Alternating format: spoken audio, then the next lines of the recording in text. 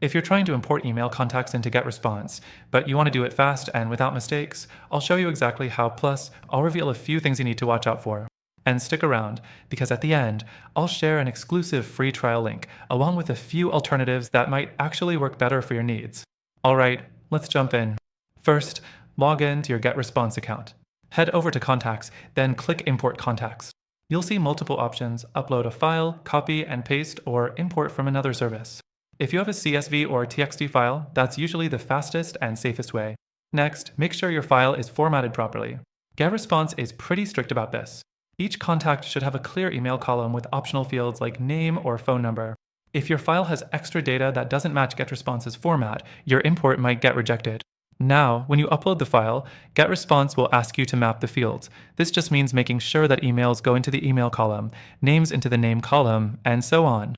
Double check this, because once you confirm, you can't undo the mapping without starting over. Then, GetResponse will ask if your contacts are opt-in.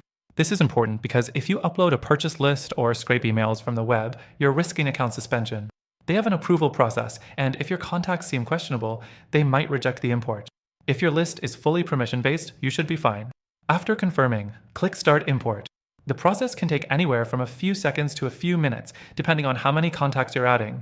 If there are issues, GetResponse will flag them and tell you which emails failed.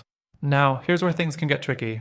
If your import gets denied, it's usually because of low engagement history or spammy domains. GetResponse is known for being cautious about list quality, which is great for deliverability, but frustrating if you're importing from another service like MailChimp or ActiveCampaign and don't want to lose your contacts.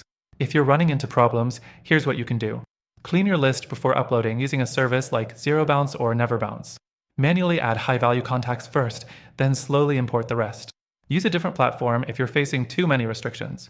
That's why some users switch to alternatives like Brevo, formerly Sendinblue, or ConvertKit, which offer more flexibility with imports and often fewer approval delays. So if you want a longer free trial of GetResponse, I've got an exclusive link below. And if you're looking for better alternatives with easier importing and better email marketing tools, I've added some of my top picks down there as well. These free trials aren't available publicly, so check them out while they're still active. That's it for this quick explainer. Hope this helped.